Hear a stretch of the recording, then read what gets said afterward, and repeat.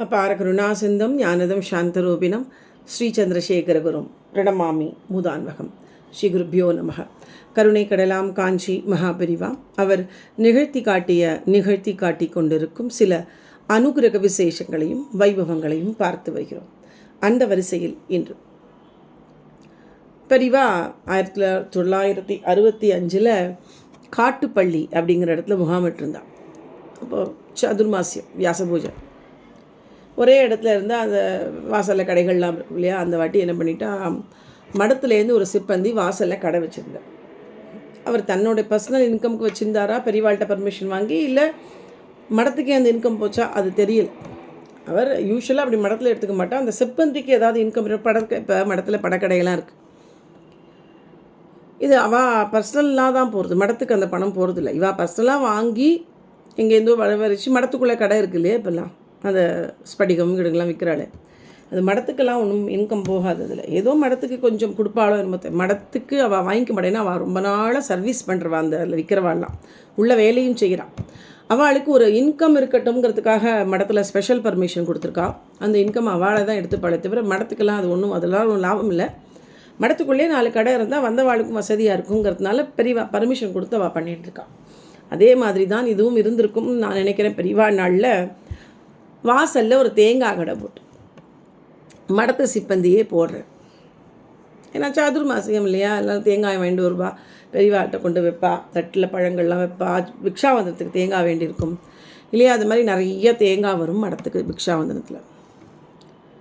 மடத்துக்கும் சமையலுக்கும் உக்ரானத்துக்கு வேணும், பூஜைக்கு வேணும். மடத்துக்கு தேங்காய் யூஸும் நிறைய இருக்குது. இந்த மாதிரி அன்றைக்கி அப்போ ஆயின்ட்டுருக்கு.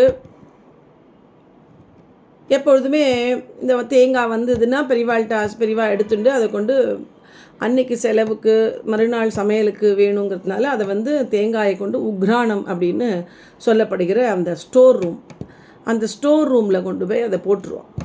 அப்புறமா சமையக்காரன் ஸ்டோர் ரூம்லேருந்து எல்லாத்தையும் எடுத்துன்னு போவா இல்லையா. அப்போ அந்த தேங்காயையும் எடுத்துன்னு போவா. பூஜைக்கு வேணாலும் உக்ரானத்துலேருந்து எடுத்துன்னு வருவா. எல்லாம் அந்த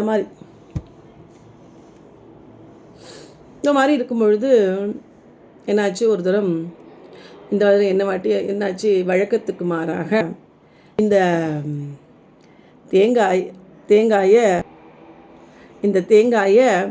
அவள் என்ன பண்ணுறா, வழக்கத்து மாறாக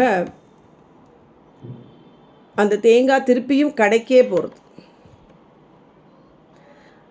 அதனால் ரிட்டர்ன் கடைக்கு போகிறது. இது எப்படி, இங்கே பெரியவாள்கிட்ட வந்தது கிராமத்துக்கு தான் போகணும், அதான நியாயம். திருப்பி அந்த தேங்காய் ரிட்டர்ன் கடைக்கு போய் திருப்பி அது திருப்பி அதை பெரியவா எப்படியோ கண்டுபிடிச்சி விட்றான். கண்டுபிடிச்சிட்டு என்ன பண்ணுறா, இது ஒரு சிப்பந்தியோட தப்பு. 2 பேர் உள்கை, 2 பேர் பெரியவா ஒரு விநாயகர் சிலை சன்னதி இருக்குது, அங்கே வரா.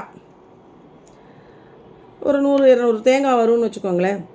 அதில் வேணால் சமையல்னா அன்னதானம் நடக்கும் சதுர்மாசியத்தினால சமையலுக்கு ஒரு 100 தேங்காயும் 20 தேங்காய் பூஜைக்கு இருந்தாலும், பூஜை கட்டில் இருக்கிற நைவேத்தியத்துக்கு எடுத்துட்டாலும் மிச்சம் 50 தேங்காய் மிஞ்சிருதுன்னே வச்சுக்கோங்களேன். அதை என்ன பண்ணுறா, பூஜைக்கு என்ன வேணுமோ மடத்துக்கு என்ன வேணுமோ எடுத்துட்டு மிச்சத்தை 50-60 தேங்காய்க்கு மேலே தேங்காய் பிள்ளையாருக்கு முன்னாடி உடைக்க சொல்கிறான். உடனே மடத்துக்கார அதை உடைக்கிறான்.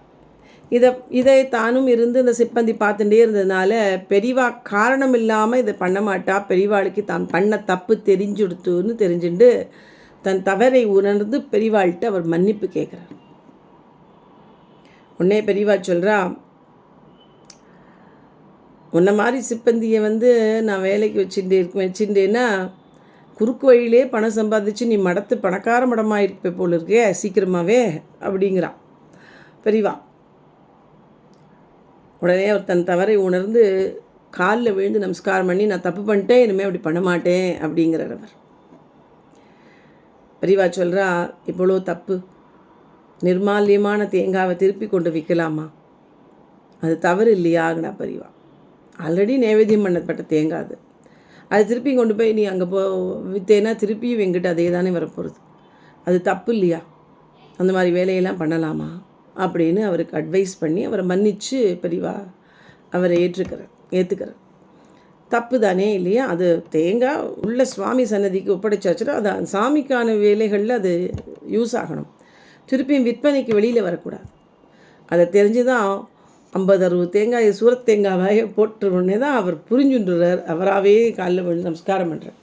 அதுக்கு தான் பெரியவா சொல்கிற ஒன்றை மாதிரி ஆளை நான் வேலைக்கு வச்சேன்னா குறுக்கு வேலை பணம் சம்பாதிச்சு சீக்கிரம் மடத்தை பணக்கார மடமாக்கிடுவேன் போல இருக்கேனே அப்படிங்கிறா பெரியவா.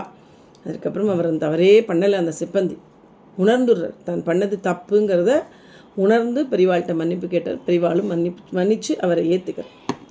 அப்படி ஒரு சம்பவம் காட்டுப்பள்ளியில். ஹரஹர சங்கரா ஜெய் ஜெய் சங்கரா, ஹரஹர சங்கரா ஜெய் ஜெய் சங்கரா, சந்திரசேகர பாகிமாம் சந்திரசேகர ரக்ஷமா.